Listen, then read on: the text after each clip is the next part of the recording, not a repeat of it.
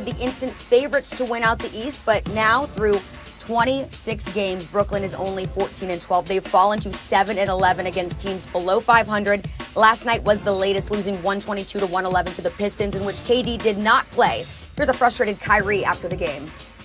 I don't think that we go out every single day of our lives and sacrifice the time in order to be average at anything.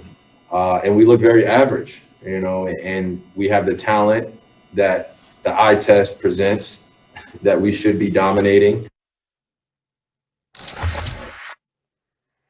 All right, airing out that dirty laundry, we now welcome in Big Perk. Max, what do you think the Nets' biggest flaw is right now? Well, I've said in the past, and I've said until now, it's defense, but I want to take it a level deeper. The real issue with the Nets, and this has to do with the defense and the results and everything, is they have a thin roster. I mean, when you really look at what just happened, they came into the year, I didn't even think they needed James Harden to get out of the East. Then Dinwiddie got hurt. And what that meant was the way they addressed the fact that now they were short one of their playmakers was to trade two more of their best pieces, other than obviously KD and Kyrie, in order to get even more top-heavy, because James Harden will offset that. So they bring in James Harden. Now, they're an extremely top-heavy group. But if they're missing one of their pieces, which they were, KD, last night, they're really shorthanded because of the lack of depth on the roster. And what that means, it has, defensively, obviously they have work to do. But what the top heaviness of the roster means is you're really relying on those guys to take you there. This is a COVID year. They're not practicing. It's a brand new group. They're relying on the talent of the big three to overcome that, to overcome a lack of depth.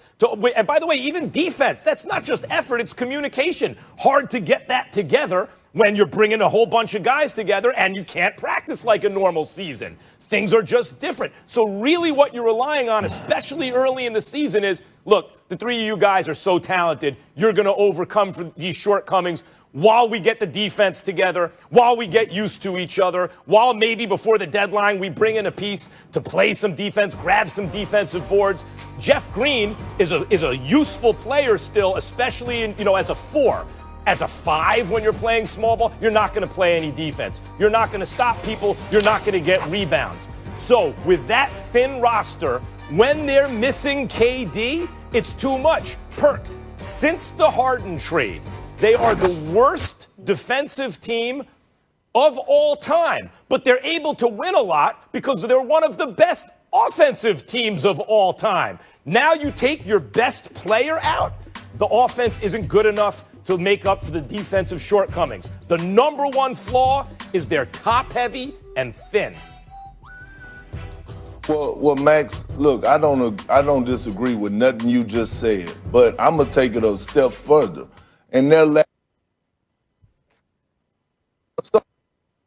right, they can't stop a nosebleed. Their defense is horrible, but you could put in all the schemes, you could watch all the film. It has to come within. Now, if we were talking about a group of young guys, then it would be a difference. Guys that have won level, guys that have won championships, guys that have won finals MVPs, guys like James Harden, a guy like James Harden who hasn't won a championship, but he's battle tested. He knows how to get to the finals. He knows what it takes to advance in the postseason. So when I look at it, I'm looking at the lack of accountability and watching the Nets, watching them blow coverage after coverage after coverage, time and time again, shows me that it's a lack of accountability in their locker room. And people are not holding each other accountable. When I was on the Celtics, the first thing that happened is guys bought in defensively. Yeah, you had Ray Allen, Paul Pierce, and Kevin Garnett. You knew you were going to get buckets. But they bought in on the defensive side, and they also allowed Doc Rivers to hold them accountable. You could tell the teams that are well coached and get held accountable. The Utah Jazz, the way that they're flying around, the way that so are you saying Steve Nash is the issue? I'm saying it's a lack of accountability, however you want to paint it. I'm not ducking or hiding. I'm telling you what's going on. When you look at a championship team and you look at these guys blowing defensive coverages and not giving the right effort, that goes to show me that somebody is not holding these guys accountable. Whether it's Steve Nash, whether it's Kevin Durant, Kyrie Irving, James Harden not holding each other accountable, doing film session or doing walkthrough, something is not right. And that's what I'm telling you, Max. We could talk about their defense, and I get it. That defense is horrible. But when you're vets, DeAndre Jordan, Jeff Green, all these veteran guys, it's not rocket science. Like, you can look, you can see what's going on once you see them blowing coverages. One thing I'll say is Steve Nash is a rookie head coach who was not known for his defense, nor did he play on a team that was known for their defense, needless to say.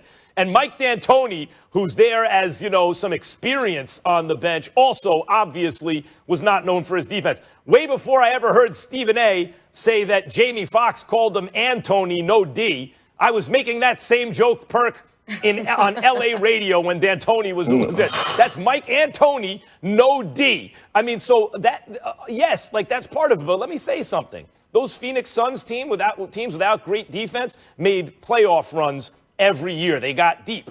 And even right now, if you look at, I talk about their offensive efficiency versus their defensive efficiency. Worst ever versus almost best ever, right? But when you split the difference, they're actually in the middle of the pack. When you say, okay, add it all up, what's their point differential? I think it's 0.2 points or something like that, which puts them squarely in the middle, 15th in the NBA. And a team like that, you're expecting to win as much as they lose as much as they win. The difference here is they have three guys who can all play hero ball. As much as people say, oh, it's not about hero ball, we all know if you have three dudes who can all get their own shots at an historically elite level and hit them from anywhere at an historically elite level, those close games, you're going to win a lot of them. If you have three dudes like that's never really happened before on that level, you're going to win a lot of them. But if one of those dudes is missing, Perk, if one of them is missing, a lot of that, especially if it's your best guy, that firepower that you have to rely on, it ain't going to be there. And that's their top heavy and thin. You mentioned DeAndre Jordan and Jeff Green.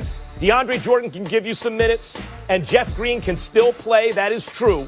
But if you're relying on DeAndre Jordan and Jeff Green, and even Joe Harris, who can shoot the lights out, every NBA team has guys like that. What NBA teams don't have are the big three. But big two ain't going to be enough. Yeah, but Max, my point to you is that when you look at a team like the Los Angeles Lakers, and you look at Anthony Davis and LeBron James, they're two superstars, and you watch how they take pride in setting the tone defensively, and you hear about how they hold each other accountable and challenge each other on the defensive end. I'm looking at it, and I know that Frank Vogel is holding them accountable. When you used to watch the San Antonio Spurs and watch the great Greg Popovich meet Tim Duncan at half court, getting in his face about blowing the defensive, that's holding the guy accountable. When you used to watch the Boston Celtics and watch Doc Rivers meet Kevin Garnett at half court, giving him the business about blowing the defensive assignment, that's accountability, Max. And what I'm telling you is I don't see that right now. So we could talk about, we know that their defense is horrible, but somebody got to hold them accountable. Because if they come out on the court making the same mistakes time and time again, then you have to address this issue. It's accountability. Yeah, and Max, you already mentioned that the Nets, since the James Harden trade, have the worst defensive efficiency in the league. But other than that, they also have 7 straight games where they've given up at least 120 points, and that is only 1 game shy of matching the longest streak in history. So they have some definite work to do. All right, guys, we're going to leave it